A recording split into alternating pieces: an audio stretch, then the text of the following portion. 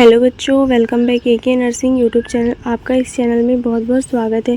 तो आज की इस वीडियो में हम लोग एमपी पीएनएसटी एग्ज़ाम के लिए एक न्यू सीरीज़ स्टार्ट करें, जिसमें हम लोग चैप्टर वाइज क्वेश्चन प्रैक्टिस करना स्टार्ट करेंगे। ये सीरीज़ आप लोग के लिए यूट्यूब पर फ्री ऑफ कॉस्ट होने वाली है।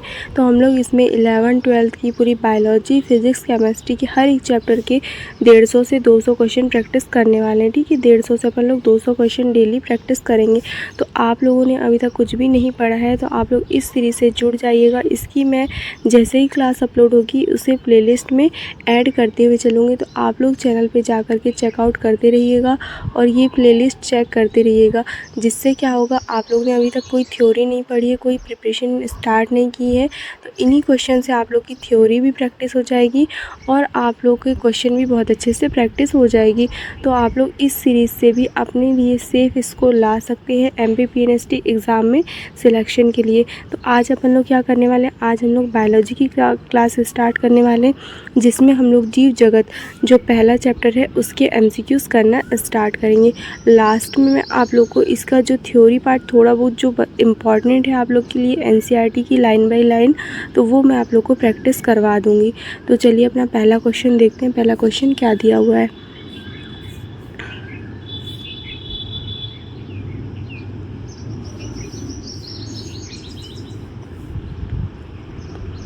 इसी तरीके से क्वेश्चन आप लोग के पीएनएसटी एग्ज़ाम में पूछे जाते हैं। तो पहला क्वेश्चन दिया हुआ है, नीचे दिए गए कथनों को पढ़ें और सही विकल्प चुनकर लिखिए।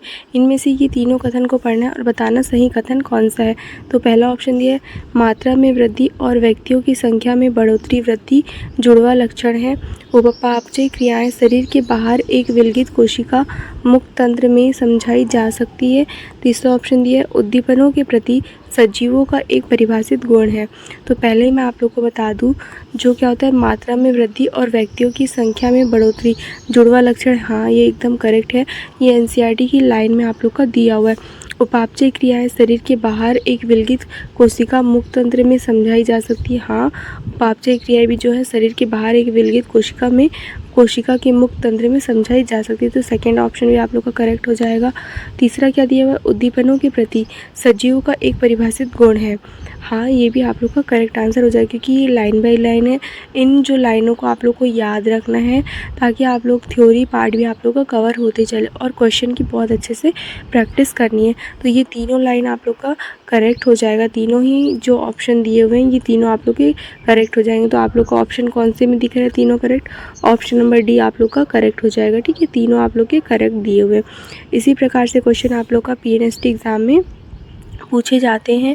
आप लोगों ने अभी तक कुछ भी नहीं पढ़ा तो आप लोग इस सीरीज़ से जुड़ कर के फ्री ऑफ कॉस्ट है, तो आप लोग सारे क्वेश्चन प्रैक्टिस कीजिए। 150 से 200 क्वेश्चन अपन लोग एक एक चैप्टर के प्रैक्टिस करने वाले हैं। तो क्या होगा, आप लोग का एक एक चैप्टर बहुत अच्छे से प्रिपेयर हो जाएगा और आप लोग पीएनएसटी एग्ज़ाम में एक सेफ़ स्कोर ला करके नर्सिंग कॉलेज में एडमिशन ले सकते हो। तो चलिए नेक्स्ट क्वेश्चन देखते हैं। एक सजीव एक निर्जीव की संरचना से साधारणतः इस आधार पर अलग होगा। पहला ऑप्शन दिया प्रजनन, दूसरा ऑप्शन दिया वृद्धि व गति, तीसरा ऑप्शन दिया वातावरण के साथ क्रिया, चौथा ऑप्शन दिया प्रतिक्रियात्मकता। अगर आप लोग को आंसर पता हो तो पहले आप लोग कमेंट करने की कोशिश कीजिएगा कि दूसरा का आंसर ए होगा या बी होगा या सी होगा। इस प्रकार से आप लोग आंसर करिएगा कमेंट में, तो मैं आप लोग के कमेंट भी देखती हूँ। तो आप लोग के क्या होगा, इससे बहुत अच्छे से क्वेश्चन प्रैक्टिस हो जाएगी। तो ये क्वेश्चन क्या दिया हुआ है, एक सजीव और निर्जीव की संरचना से साधारणतः इस आधार पर अलग होता है। सजीव और निर्जीव कौन सी संरचना से एकदम एक दूसरे के से अलग होता है। तो पहला क्या दिया है, प्रजनन, वृद्धि व गति, वातावरण के साथ क्रिया या प्रतिक्रियात्मकता। तो इसका राइट आंसर क्या हो जाएगा, प्रतिक्रियात्मकता। ऑप्शन नंबर डी आप लोग का करेक्ट आंसर हो जाएगा। चलिए नेक्स्ट क्वेश्चन देख लेते हैं। पौधों में कोशिका विभाजन होता है जबकि जंतुओं में कोशिका विभाजन होता है। पहले ऑप्शन देखते हैं। ऑप्शन किस तरीके से आप लोगों से पूछा गया है, केवल एक निश्चित उम्र तक लगातार, मतलब कि क्वेश्चन को समझो। क्वेश्चन क्या बोल रहा है, पौधों में कोशिका विभाजन कब तक होता है और जंतुओं में कब तक होता है। तो यहाँ पे ऑप्शन क्या दिया हुआ है, केवल एक निश्चित उम्र तक पौधों में विभाजन होता है या फिर लगातार होता है। ये आप लोग को बताना है।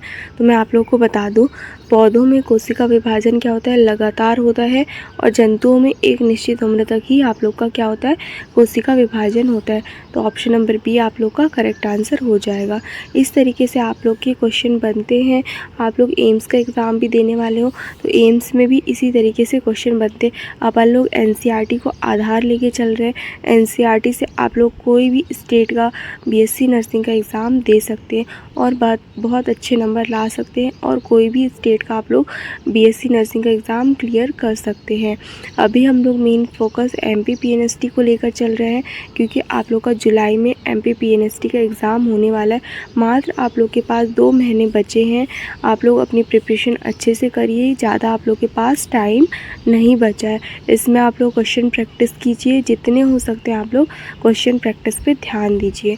चलिए नेक्स्ट क्वेश्चन देखते हैं।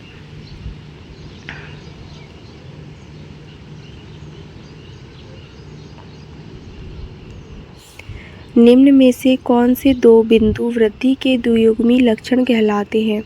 पहला ऑप्शन दिया हुआ है क्या, क्वेश्चन को फिर से रिपीट कर दे रही पहले, कौन से 2 लक्षण आप लोग के वृद्धि के द्वियुग्मी लक्षण कहलाते हैं? इन लक्षणों में से आप लोग को बताना है कि वृद्धि के द्वियुग्मी लक्षण कौन कौन से होते हैं। तो पहला ऑप्शन क्या दिया है, मात्रा में वृद्धि, या व्यक्तियों की संख्या में वृद्धि, कोशिकीय संगठन, या कोशिकीय विभेदन।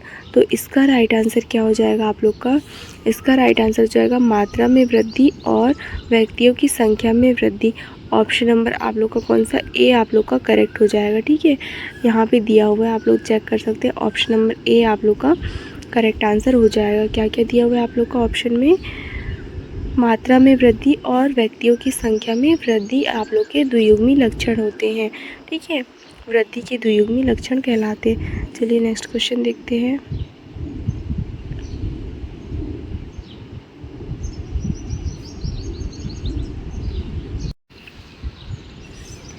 निम्न में से कौन से जीवों का समूह विखंडन द्वारा गुणित होता है?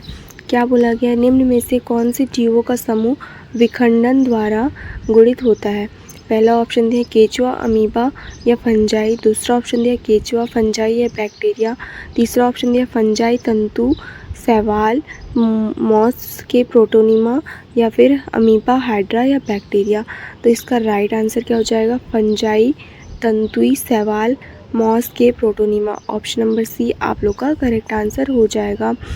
तो आप लोग अभी कुछ भी प्रिपरेशन नहीं करें पीएनएसटी की, तो आप लोग इस सीरीज़ से जुड़ करके बहुत अच्छे से अपनी प्रिपरेशन कर सकते हैं। मैं बार बार आप लोग को बोल रही हूँ कि क्वेश्चन प्रैक्टिस पे ध्यान दीजिए। इससे आप लोग क्या है, बहुत अच्छे से अच्छा स्कोर ला सकते हैं पीएनएसटी एग्ज़ाम में। तो इस क्वेश्चन का आंसर क्या हो जाएगा, फंजाई, तंतुई, शैवाल, मॉस के प्रोटोनिमा। ऑप्शन नंबर सी आप लोग का करेक्ट आंसर हो जाएगा। चलिए नेक्स्ट क्वेश्चन देख लेते हैं। निम्न में से कौन सा जीव प्रजनन नहीं करता है? खच्चर, श्रमिक मधुमक्खी, अनवर मानव युगल या उपरोक्त सभी। ये एनसीईआरटी की लाइन बाय लाइन है। आप लोग के एनसीईआरटी में पूछा गया था कि, मतलब पूछा नहीं गया था, एनसीईआरटी की लाइन में आप लोग का दिया हुआ है कि कौन से जीव हैं जो प्रजनन नहीं करते। तो क्या है, खच्चर, श्रमिक मधुमक्खी और अनवर मानव युगल, ये तीनों ही प्रजनन नहीं करते हैं। तो ऑप्शन नंबर डी आप लोग का करेक्ट आंसर हो जाएगा। ठीक है, ऑप्शन नंबर डी आप लोग का करेक्ट आंसर हो जाएगा। चलिए नेक्स्ट क्वेश्चन देखते हैं।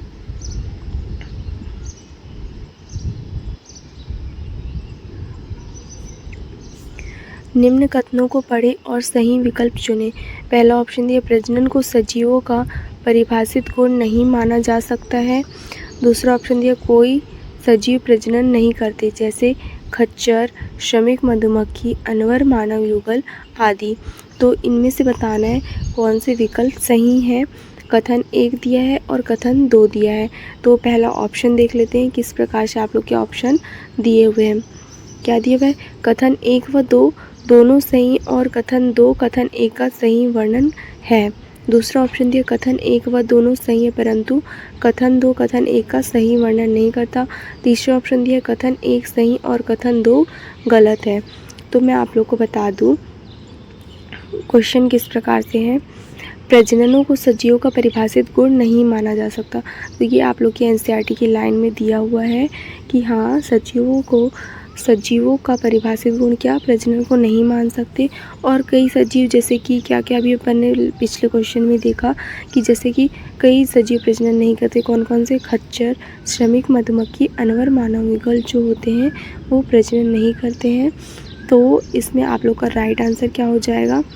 कथन 1 व 2 दोनों सही हैं।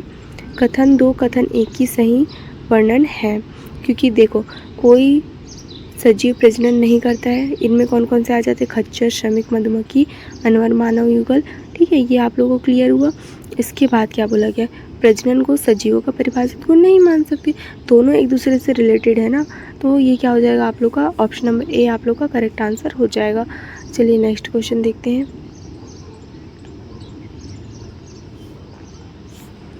निम्न में से कौन सा कथन सजीवों की बाहरी उत्तेजना के प्रति प्रतिक्रिया के लिए सही है? पहला ऑप्शन दिया बाहरी वातावरणीय उद्दीपन भौतिक, रासायनिक या जैविक हो सकते हैं। दूसरा ऑप्शन दिया सभी जीव प्रोकैरियोट से लेकर अधिकांश जटिल यूकैरियोट तक सभी वातावरणीय उद्दीपनों के लिए संवेदी हैं और प्रतिक्रिया करते हैं। तीसरा ऑप्शन दिया है क्या? सचेतना और बाहरी उद्दीपन के लिए प्रतिक्रिया सजीवों का परिभाषित गुण है। तो क्वेश्चन क्या है दिया हुआ है? कौन सा कथन सजीवों की बाहरी उत्तेजना की प्रतिक्रिया के लिए सही है? क्या बोला गया? सजीवों की बाहरी उत्तेजना की प्रतिक्रिया के लिए सही है। तो बाहरी वातावरण उद्दीपन भौतिक, रासायनिक, जैविक हो सकता है, बिल्कुल करेक्ट है। सभी जीव प्रोकैरियोट से लेकर अधिकांश जटिल यूकैरियोट तक सभी वातावरण उद्दीपन के प्रति संवेदी होते हैं, ये ऑप्शन भी आप लोग का बिल्कुल करेक्ट है। तीसरा दिया सचेतना और बाहरी उद्दीपन की प्रतिक्रिया सजीवों का परिभाषित गुण है, ये भी आप लोग का करेक्ट है। तो ऑप्शन नंबर डी आप लोग का करेक्ट आंसर हो जाएगा। क्या ऑप्शन नंबर डी आप लोग का क्या दिया हुआ है? उपयुक्त सभी आप लोग का सही हो जाएगा। चलिए नेक्स्ट क्वेश्चन देख लेते हैं।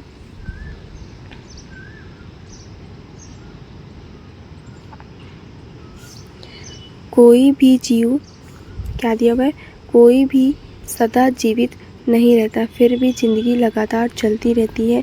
यह कथन निम्न की भूमिका का वर्णन करता है। पहला ऑप्शन दिया भ्रूणी परिवर्धन, दूसरा ऑप्शन दिया द्विगुणन, तीसरा दिया संरचना विकास, चौथा दिया डी क्या दिया हुआ है? प्रजनन। तो इसका राइट आंसर क्या हो जाएगा? ऑप्शन नंबर डी आप लोग का करेक्ट आंसर हो जाएगा। क्या? प्रजनन। ठीक है, ऑप्शन नंबर डी आप लोग का करेक्ट आंसर हो जाएगा। चलिए नेक्स्ट क्वेश्चन देख लेते हैं। निम्न में से किस समूह में सजीवों के परिभाषित गुण नहीं है? वृद्धि और प्रजनन, उपापचय और कोशिकीय स्तर का संगठन, उद्दीपन के प्रति प्रतिक्रियात्मकता और सचेतना परिभाषित गुण नहीं है बोला गया। तो अभी तक के अपन ने 2-3 क्वेश्चन देखे, उनमें आया था ना आप लोग का कि परिभाषित गुण कौन कौन से नहीं है आप लोग का? वृद्धि और प्रजनन आप लोगों के सजीवों का परिभाषित गुण नहीं है। ऑप्शन नंबर ए आप लोग का करेक्ट आंसर हो जाएगा। चलिए नेक्स्ट क्वेश्चन देखते हैं।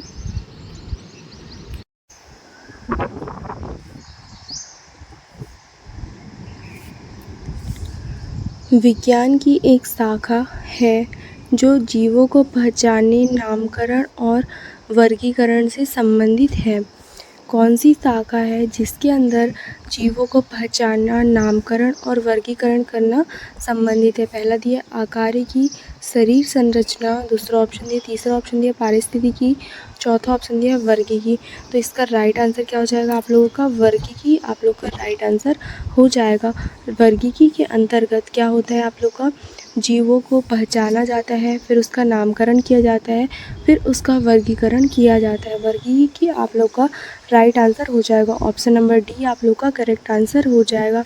चलिए नेक्स्ट क्वेश्चन देख लेते हैं। सही लिखे हुए पादप जंतु के नाम को चुनें। क्या दिया हुआ है आप लोग को? इसमें से सही नाम बताना है कि क्या दिया हुआ है।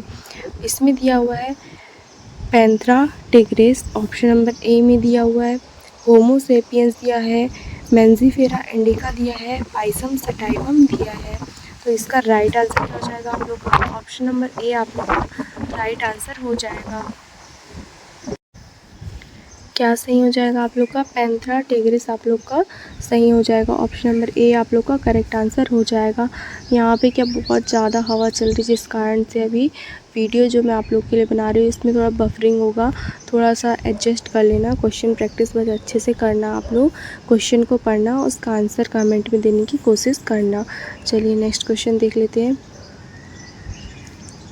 वर्गीकी का पहला चरण है जीवों को पहचानना, जीव का वर्णन, जीव का वर्गीकरण या जीव का नामकरण। तो अभी अपन ने पिछले क्वेश्चन में ही देखा अपन ने क्या दिया हुआ है, ये आप लोग का क्वेश्चन दिया हुआ है विज्ञान की वह शाखा जिसमें जीवों को पहचानना, नामकरण, वर्गीकरण किया जाता है।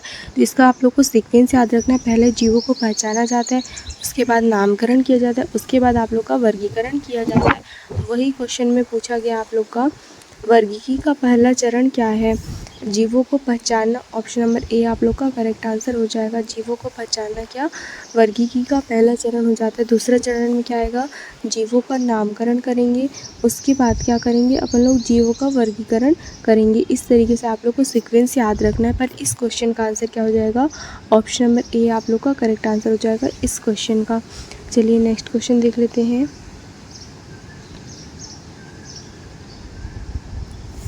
त्रिनाम पद्धति में तीसरा चरण नाम होता है, उपवंश का होता है, जाति का होता है, इको टाइप का होता है या उपजाति का होता है। तो इसका राइट आंसर क्या हो जाएगा? इसका राइट आंसर हो जाएगा ऑप्शन नंबर डी, उपजाति होता है। ठीक है, त्रिनाम पद्धति जो है उसमें तीसरा नाम होता है, उपजाति का होता है। ऑप्शन नंबर डी आप लोग का करेक्ट आंसर हो जाएगा। चलिए नेक्स्ट क्वेश्चन देख लेते हैं।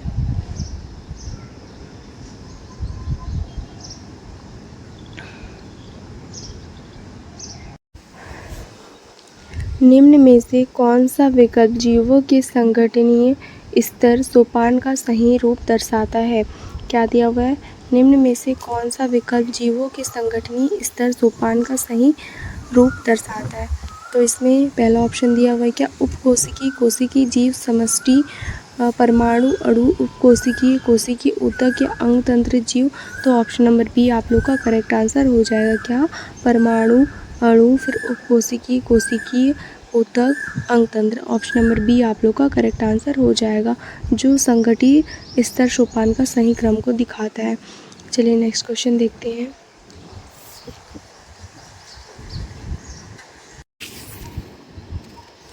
निम्न में से कौन सा कथन जैविक नामकरण के सर्वमान्य नियमों के लिए गलत है? पहला दिया हुआ है क्या? जैविक नामकरण जो करते हैं उसके लिए कौन सा कथन गलत है? यहाँ पे आप लोग क्वेश्चन की लैंग्वेज को समझिएगा, लैंग्वेज को पढ़िएगा कि क्वेश्चन क्या बोलना चाह रहा है। तो पहला क्या दिया हुआ है? जैविक नाम या तो लैटिन भाषा से व्युत्पन्न होते हैं या इसका लैटिनीकरण होता है। ये बिल्कुल करेक्ट है आप लोग का। ठीक है, ये आप लोग का सही हो जाएगा। उसके बाद क्या दिया हुआ है? जैविक नाम का पहला अक्षर वंश और दूसरा जाति को दर्शाता है। हाँ, ये भी बिल्कुल करेक्ट है। जैविक नाम को जब हाथ से लिखते हैं तो शब्दों को अलग अलग रेखांकित करते हैं या छपाई में तिरछा इटैलिक्स से लिखते हैं जो उनके लैटिन उद्भवन को दर्शाता है। ये भी आप लोग का बिल्कुल करेक्ट हो जाएगा। तो लास्ट ऑप्शन देख लेते हैं, वही रॉन्ग होगा, वही आप लोग का गलत हो सकता है। तो क्या दिया? जाति संकेत पद बड़े अक्षर में जबकि वंश संकेत पद छोटे अक्षर में शुरुआत करते हैं, जैसे मैजिफेरा इंडिका में उदाहरण द्वारा समझाया जा सकता है। तो ये आप लोग का बिल्कुल रॉन्ग हो जाएगा, क्योंकि आप लोग का जाति संकेत पद को क्या करते हैं? आप लोग का जाति पद जो होता है आप लोग का बाद में लिखा जाता है, जो कि स्मॉल लेटर से लिखा जाता है, और जो आप लोग का क्या है वंश है वो कैपिटल लेटर में लिखा जाता है। तो यहाँ पे ये आप लोग का गलत हो जाएगा। ऑप्शन नंबर डी आप लोग का करेक्ट आंसर हो जाएगा। ऑप्शन नंबर डी आप लोग का करेक्ट आंसर हो जाएगा। चलिए आज की क्लास को अपन यहीं तक रखते हैं। इसके बाद मैं आप लोग को और भी क्वेश्चन प्रैक्टिस करवाने वाली हूँ। अगर आप लोग को वीडियो अच्छा लगा हो तो वीडियो को लाइक कीजिएगा, चैनल को सब्सक्राइब कीजिएगा, और जो भी आप लोग के फ्रेंड्स PNST की प्रिपरेशन करना चाहते हैं तो उन्हें ये शेयर भी कर दीजिएगा। तो चलिए आज का वीडियो यहीं तक रखते हैं। धन्यवाद।